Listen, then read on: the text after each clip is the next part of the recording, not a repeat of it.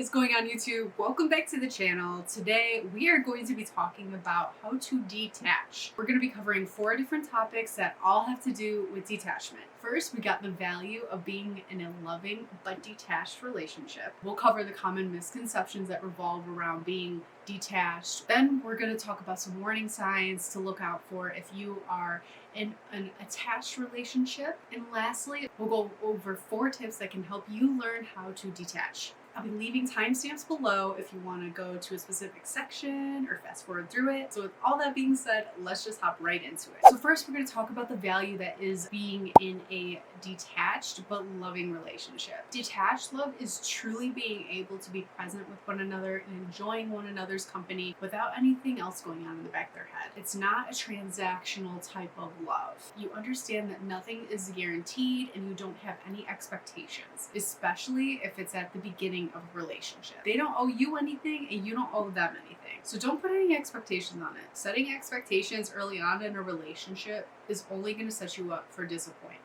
And who knows, you may be signing them up for a game that they're not really interested in playing. So for instance, say that you're at the talking stage with somebody and you're already thinking, oh my gosh, I can't wait to marry them. I can't wait to have kids with them. Listen, relax. You're getting too attached. Hold your horses. Did you know that hold your horses means to be stable? You're welcome.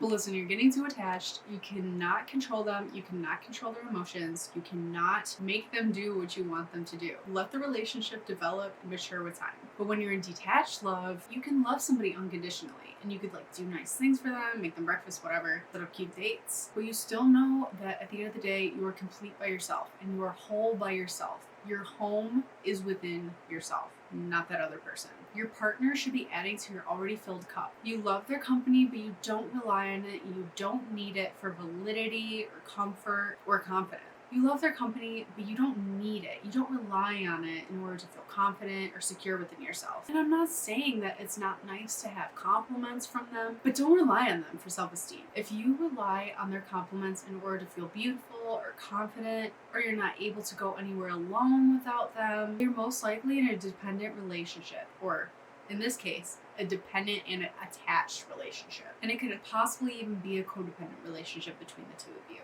And being in an attached or codependent relationship is not a love in its highest form.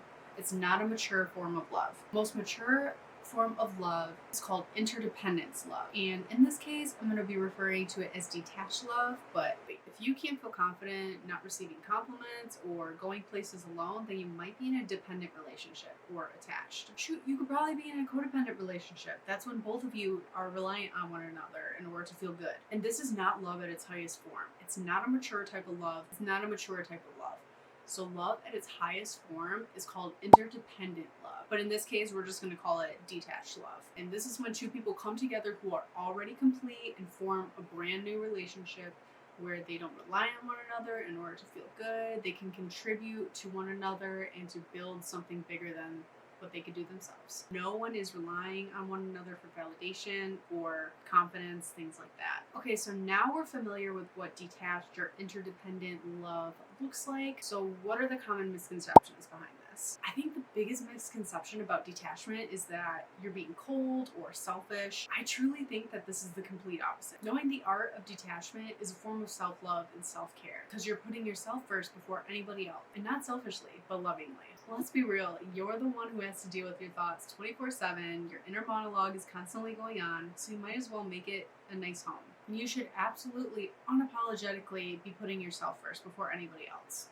Once you find a home within yourself, you won't feel the need to search for that in anybody else. And spoiler alert, you're never going to find that type of home in anybody else other than yourself first. Why is this doing this? Just so we're being completely transparent about this, detached love is not saying, I'm going to leave them before they leave me because I won't allow myself to get hurt. Or I'm not going to respond to his text right away so he doesn't think that I'm desperate. Or I'm going to just lie to them and say that I'm dating somebody else to trigger him so he knows that I'm the boss in this relationship and I can do whatever I want. No, those are low vibe tendencies. That is not detachment. That's just selfish and mean. And valuable women don't treat men that way. No, babe. Those are insufferable, selfish, low vibe, low value women or people. So now we're going to get into the warning signs and what to look for so you can get familiar with how attachment looks. So if you find yourself or them saying, I cannot live without you, or you're the one double, triple, dare I say quadruple texting them, if you are always checking your phone to make sure that you're not missing anything from them, if you're always checking their social media, seeing if they uploaded, what they uploaded, if they commented back, if you're stalking their social media, we got a problem. If you rely on them for compliments in order to feel good about yourself, if you can't go anywhere alone without feeling confident, we got a problem. But it's okay. I'm going to help you out. Don't worry. Don't worry. You come to the right place.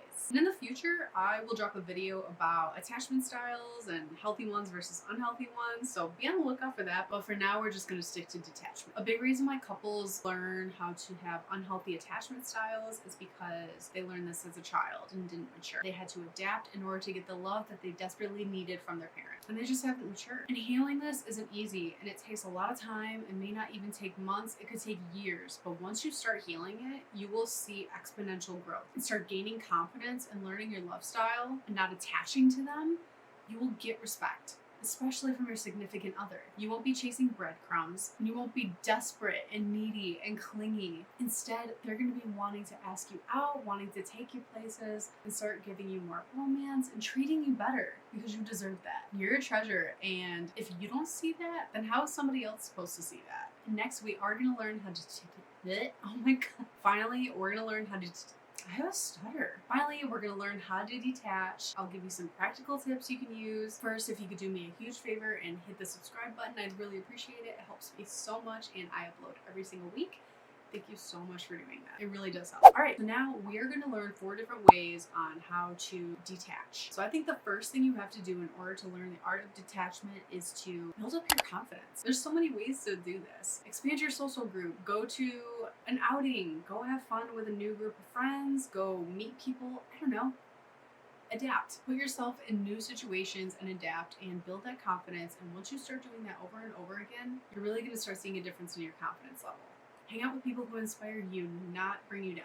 One of my favorite things to do back in the day was go clubbing by myself. And I know that sounds crazy, but I learned so much about myself in these times. And you don't have to do that. You can just go on a walk by yourself or go to the mall. Do people still go to malls? I remember when I would have social anxiety, when I used to go to the mall, I would literally break out in hives, and it was just horrible. I would end up in a fitting room somewhere just sobbing, and all I did was exposure therapy, and it worked. Now I could walk into a room. If you were to tell me that only 5 years later that same girl would be going clubbing by herself, I would have thought you're crazy. But expose yourself to new situations and take yourself on a solo date. Nobody else needs to take you on a date. That's my favorite thing to do. Go to a coffee shop, go out to dinner, get yourself a lobster meal. Do what you gotta do. Go on a solo date with yourself because you deserve it. And have fun with this. Think outside the box with it. You can go start a dance class or go to a new yoga studio.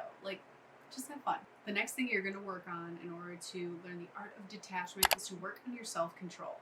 Girl, stop obsessing over them. Stop obsessing over what they're doing. Don't stalk their social media. Don't post things in order to get a reaction out of them. I know you. I know those people. Don't call them.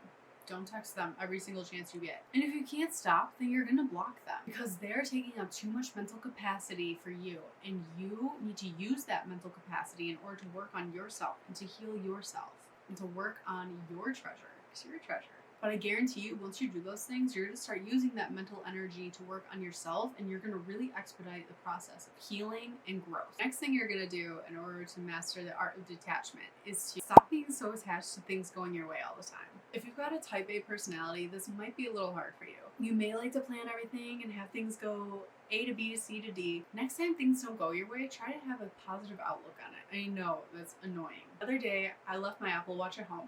And I had to drive around home, and I had the idea that, hey, maybe I was going to get into a car accident. And maybe this happened for a reason. Maybe not, but it sure made me feel better. So instead of having the victim mentality of, oh, this is such an inconvenience, it shouldn't have happened this way, it should be me and not them getting that promotion, or I wish that this person acted this way instead of the way that they actually reacted, stop.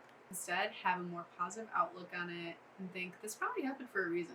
Because that's just the way that it is. Because that really is how it works. Things really do happen for a reason. I know it sounds corny, but really it's true. Everything really does happen for a reason and teaches us a lesson if we are willing to open our eyes up to it and learn from it. I have a great podcast recommendation. It's on the Modern Wisdom podcast, and I think his name is Chris. Don't quote me on that, but it's with Alex Hormozy, my favorite, and this is relevant, I swear.